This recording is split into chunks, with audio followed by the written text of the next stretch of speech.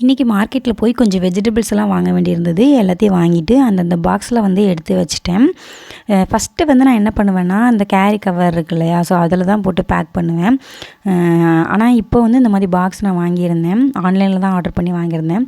இது வந்து நல்லாவே யூஸ்ஃபுல்லாக இருக்குது. தண்ணி சப்போஸ் காய்கறியில் இருந்துச்சுன்னா கூட அந்த கீழே ஒரு ட்ரே இருக்கு இல்லையா, அது வழியே தண்ணி மட்டும் கீழே வந்துடுது. அதனால் வந்து காய்கறியுமே வந்து கொஞ்சம் நாளைக்கு கெட்டு போகாமல் ஃப்ரெஷ்ஷாகவே இருக்கிற மாதிரி இருக்குது.